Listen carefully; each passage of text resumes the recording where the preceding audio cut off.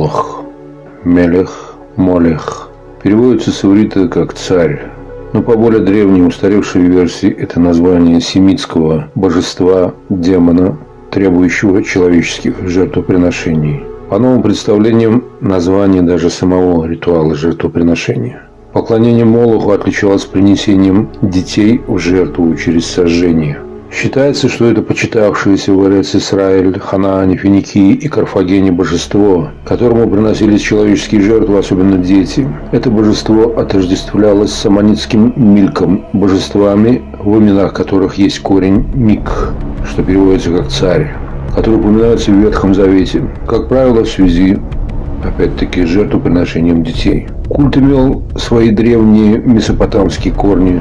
Женское дополнение Молоха, Мельхет, также чествовалось человеческими жертвами. Упоминаемый в ассиро-вавилонской мифологии Адрамелех, бог Сефарваима, имел тот же характер, как и греческий бог Кронос. В финикийских обществах и в Карфагене обычай Молоха сохранялся почти до конца первого тысячелетия до нашей эры. Особенно обширно жертвоприношения, в том числе и детей, культивировались в Карфагене, что связывают с попыткой умилостивить богов во время испытаний. Особенно почитаемой жертвой считались дети знатных родов. Из них в случаях особой опасности совершали гекатомбы. Это торжественные жертвоприношения. Как, например, это имело место при осаде Карфагена Агафоклом. Такие гекатомбы были нередки и в обычное время. Дети клались на простертые руки идола, имевшего лицо тельца, внизу которого горел костер.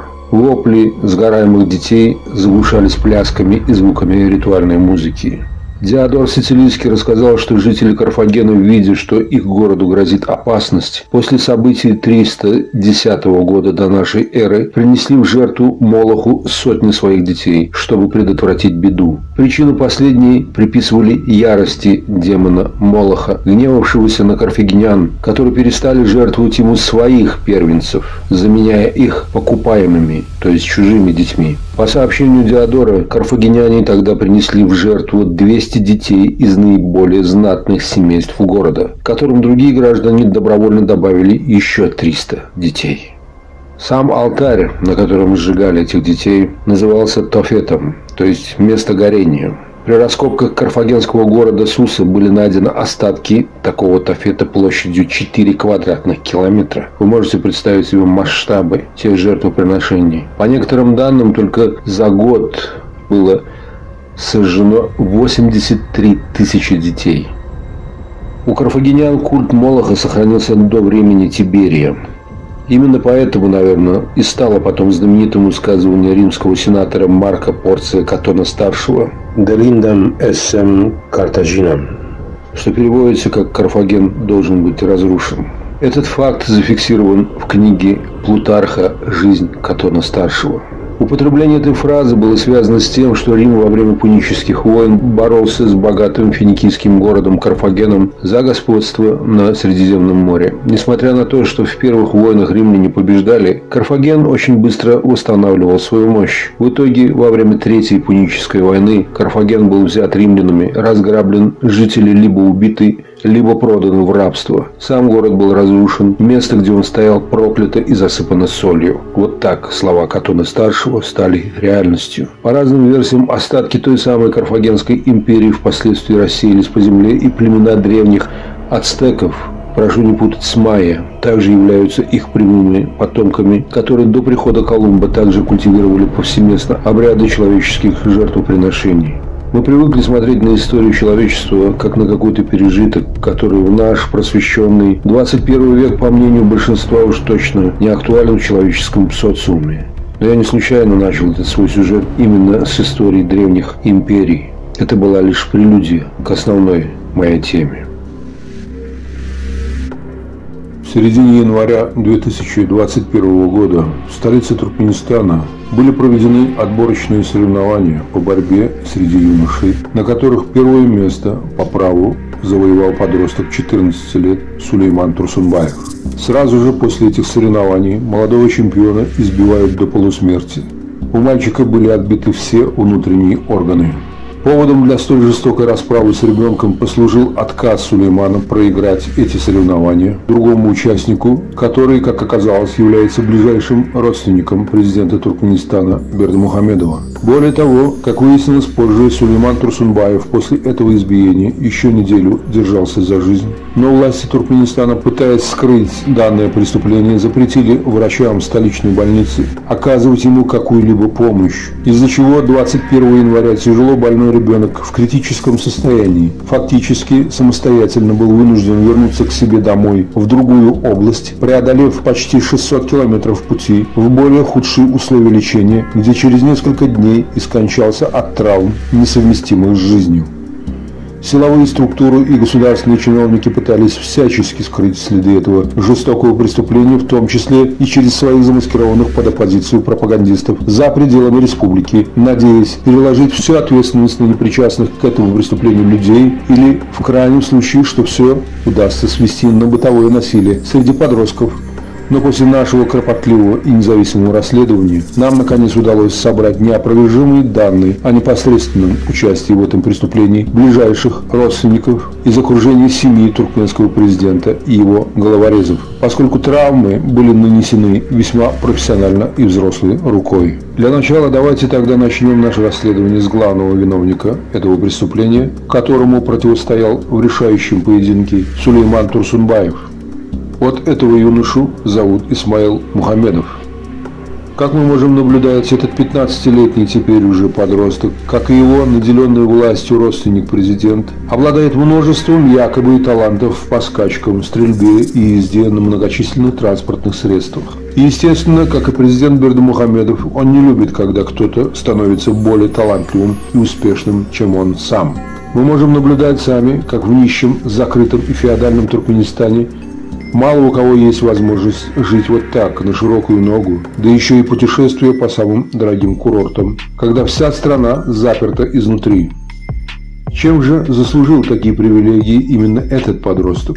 Кто же является непосредственными родителями этого звездного юноши? Знакомьтесь с его отцом. Ходжа Мухаммед Мухаммедов. Как нам объясняет Википедия, это туркменский государственный деятель, что само по себе уже смешно. 1966 года рождения этот человек начинал свою карьеру с простого экспедитора. В 1993 году он окончил Туркменский институт народного хозяйства по специальности экономист. С 2005 по 2006 он уже заместитель председателя Государственной товарно-сырьевой биржи Туркменистана. С 2006 по 2007 он уже председатель Государственной товарно-сырьевой биржи. В том же 2007 с июля по ноябрь месяц он уже председатель Высшей контрольной палаты Туркменистана. С 2007 по 2013 он заместитель председателя Кабинета министров Туркмении. Одновременно с 2009 по 2011 он также временно исполняющий обязанности управляющего делами аппарата президента Туркменистана, а с 2011 по 2013 уже управляющий делами аппарата президента. Но 19 сентября 2013 года он был уволен со всех своих должностей в связи с недостойным поведением родственников. Бывший в ту пору министр внутренних дел Искендер Мурликов выступил на заседании Кабинета министров 20 сентября 2013 года с сообщением о том, что двое сыновей и некоторые из родственников Мухаммедова неоднократно устраивали драки и скандалы, в том числе и в увеселительных заведениях Ашхабада, отелях туристической зоны Аваза и в самолете.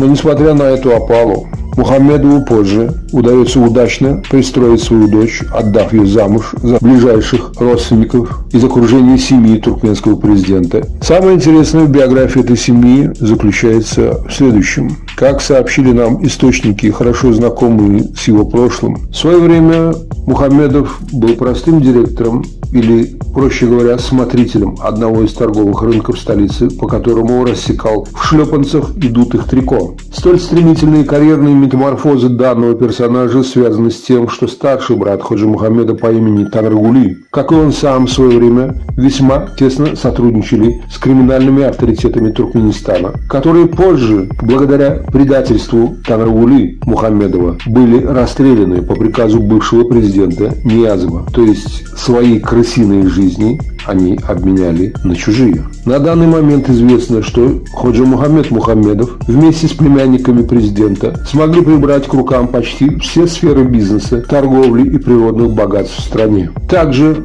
в руках у Мухаммедова на сегодняшний день сосредоточена почти вся силовая власть страны, а это включает в себя в том числе Министерство национальной безопасности Туркмении и остальные силовые органы.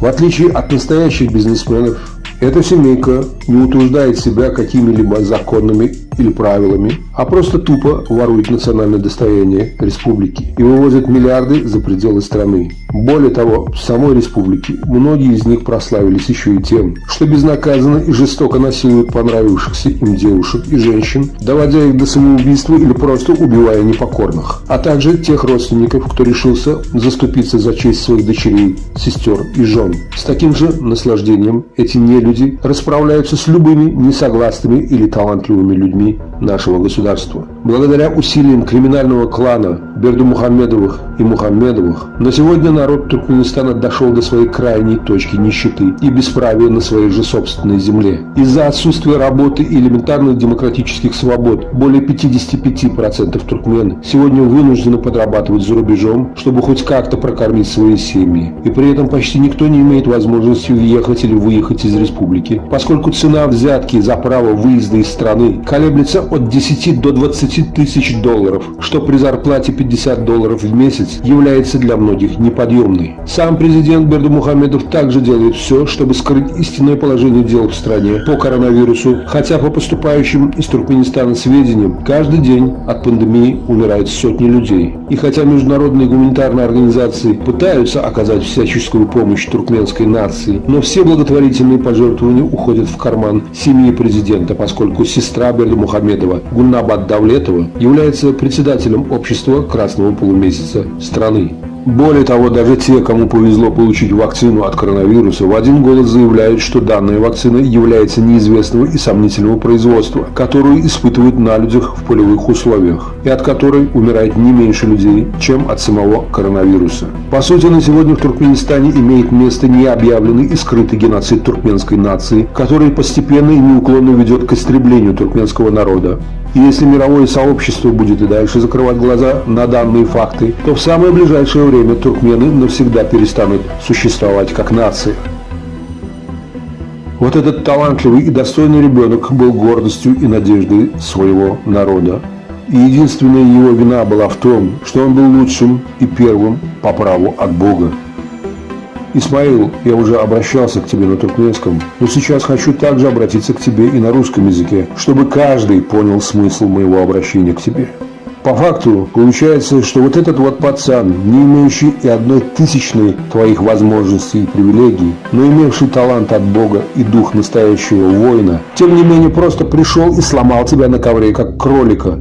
Он победил тебя достойно и по-мужски, но вместо того, чтобы также по-мужски принять это поражение, ты опустился до позорной мести и руками своего паршивого лизоблюда-тренера Сохбета Чарьярова ты таким образом решил избавиться от виновника своего позора. Мы теперь прекрасно знаем, что именно это животное забило мальчишку до смерти. Сохбет, если бы в твоей тупой голове был хотя бы малейший просвет интеллекта, то ты бы понял, что все твое зло в итоге вернется к тебе самому, но через твоих же детей. Хотя лично я не желаю им зла, поскольку ребенок не виноват, что его отцом является такой моральный урод, как ты. Но у Всевышнего свои законы, и я видел в жизни много примеров, когда он брал свою плату с людей, самым дорогим, что у них в этой жизни было. И если для тебя твои дети значат хоть что-то, и если ты, конечно, испытываешь к ним хоть малейшие чувства, ты можешь, наверное, сам хотя бы представить, какую плату он возьмет с тебя. Ты, конечно, можешь с усмешкой наплевать на Божьи законы, но от этого он не перестанет существовать. И я более чем уверен, что очень скоро ты и тебе подобные будете отвечать перед ним и рыдать кровавыми слезами за все свои преступления. А что касаемо тебя, Исмаил, то ты сам как думаешь вообще? Насколько после этого ты имеешь право называться мужчиной и тем более спортсменом? Насколько реальными и достойными после этого можно считать все твои достижения в любой области твоих интересов? Ты ведь должен понимать и сам, что отныне тебя никто не будет воспринимать по достоинству, а только из страха перед твоими всесильными родственниками. Тогда какова реальная цена твоих побед и тебя самого как человека? Ты хоть сам-то понимаешь это? Лично для меня, как и для всех остальных людей, ты лишь дешевый клоун, изображающий из себя фальшивого чемпиона, и все твои мнимые таланты настолько же фальшивы, как и у всех твоих многочисленных родственничков. Типа вот этого фальшивого умника Батыра Реджепова, что решился написать свой комментарий под моим сюжетом, за что ему в принципе моя отдельная благодарность, поскольку я нашел еще одно доказательство своей правоты. Когда я зашел на его аккаунт в Ютубе, то с интересом увидел вот это вот видео, где он так же, как и ты, решил похвастаться своей исключительностью. Обратите внимание, что если от других стран на этой Олимпиаде присутствует множество талантливых детей, то от Туркмении там был только один человек. И этот человек, конечно же, родственник президента. Хотя наш Батырчик почему-то теперь усиленно отказывается признавать свое родство с Бердымухамедовым. Но тем не менее, видимо, во всей Туркмении не нашлось больше других талантливых детей, кроме вот этого невоспитанного недоучки, который привык обращаться к старшим только через оскорбления, как и ко мне. Получается, что вы трусы, даже на подобные Олимпиады, потому и ездите одни, что боитесь показать свою тупость на фоне остальных наших действительно талантливых детей. Вот это и есть настоящее лицо ваших моральных, умственных и человеческих качеств. И это свойство всей вашей многочисленно паршивой породы. Для каждого нормального туркмена, для истинного мусульманина, да и просто для порядочных людей. Вы все харамы и нечестивцы, у которых даже дети уже пропитаны этими нечистотами. И поэтому в конце своего сюжета мы хотели бы обратиться с вопросом к настоящему чемпиону и достойному воину Хабибу Нурмагомедову.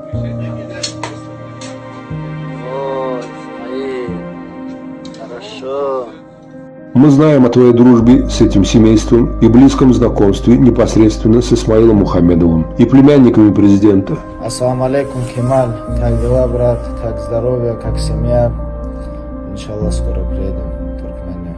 Хабиб, попробуй сам себе ответить на простой вопрос. Может ли красить достойного мужчину и человека дружба с такими отморозками и негодяями? Мы понимаем, что деньги не пахнут, но ведь и ты должен понимать, что все твои заслуги и звания, добытые в честных поединках, ты своими же руками меняешь на позор и бесславие, даже просто подавая руки таким ничтожествам и отморозкам. Ты ведь должен понимать, что не имея своей популярности, ты был бы для них таким же червем и жертвой, как весь наш народ. Подумай сам, что для тебя важнее в этой жизни, твоя честь или фальшивая дружба с такими негодяями. Выбор за тобой, и мы бы очень хотели, чтобы этот сюжет ты увидел бы собственными глазами и сделал свой вывод, поскольку любое зло в итоге имеет свой бесславный конец, а вот запачканную репутацию отмыть порой невозможно. Тебе потом с этим жить и отвечать перед собственными детьми, но в особенности перед взором Всевышнего.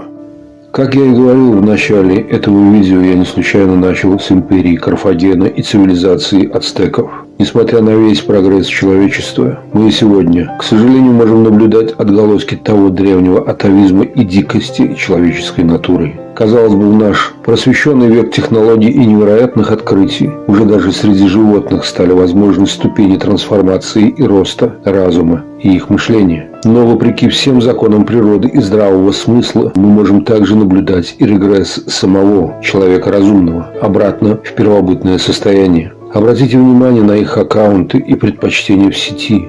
Еда, роскошь и беззаботная жизнь путешественников. И ни у кого из них ведь вы не увидите упоминаний о культуре, литературе, искусстве, хотя многие из сильных мира сего отдают предпочтение в первую очередь именно уважению и почитанию духовного и нравственного начала человека. Говоря о сильных мира сего, я в первую очередь имею в виду тех людей, которые достигли всего благодаря своему уму, знаниям и благодаря своему вкладу в копилку человечества.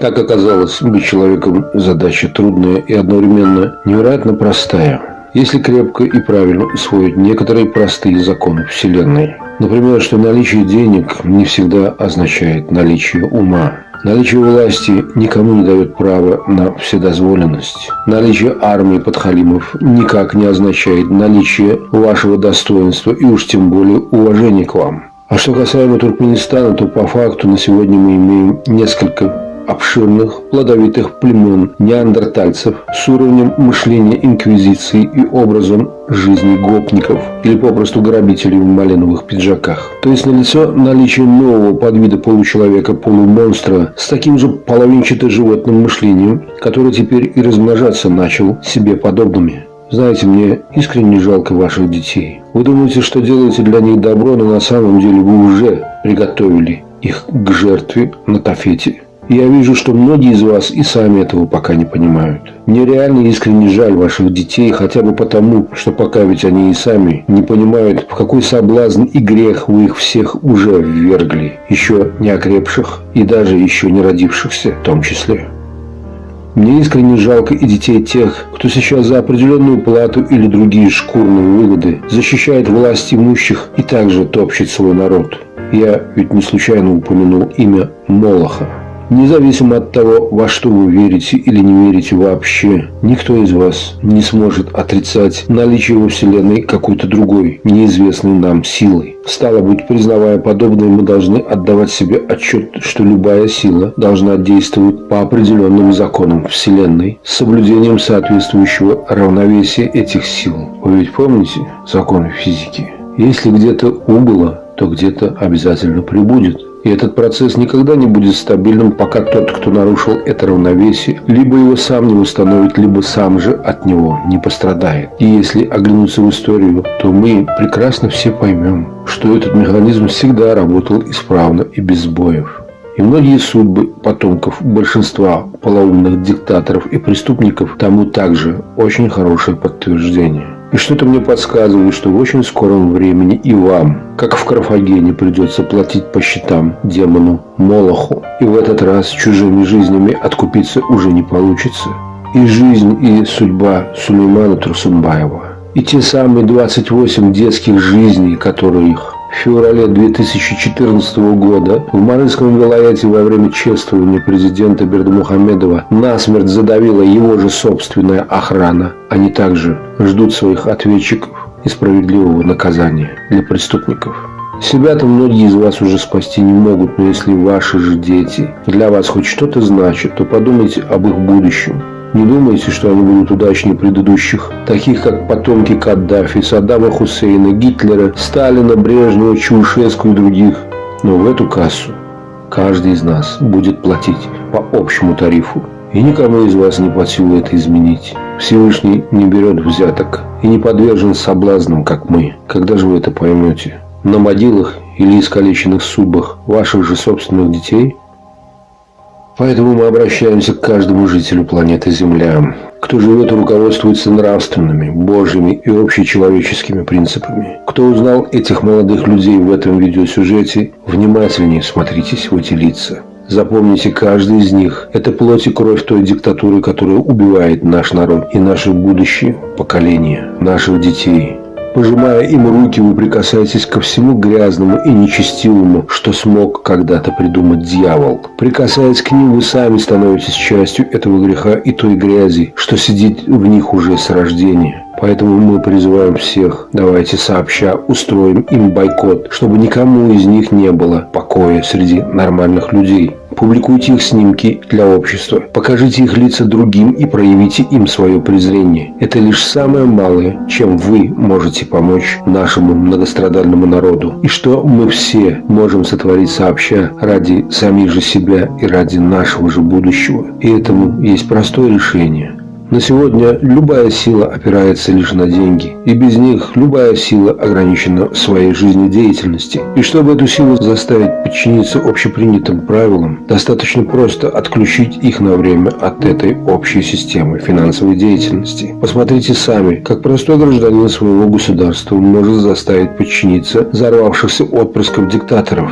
И обратите внимание, они все также готовы подчиняться, но почему-то в своей собственной стране они ни во что не ставят собственные законы и, стало быть, собственных граждан. Поскольку случись подобное в Туркменистане, то этого человека там же забили бы насмерть. И если они не понимают другого языка, тогда давайте разговаривать с ними на доступном для них, для их мозга, финансовом, юридическом и санкционном языке. Мы все понимаем, что каждая нация сама принимает решение на самоопределение будущего своей страны. Нынешний преступный режим Бердымухамедова лишил лишил нашу нацию даже возможности этого выбора. Поэтому мы обращаемся ко всем на этой планете от имени всей нашей нации и просим мировое сообщество помочь туркменам всего мира провести общенародный и общенациональный референдум о смене власти и формы правления в Туркменистане. Во избежание силового давления и запугивания населения мы хотим, чтобы этот референдум освещался как можно шире и проводился с участием всевозможных международных наблюдателей и других политических сил.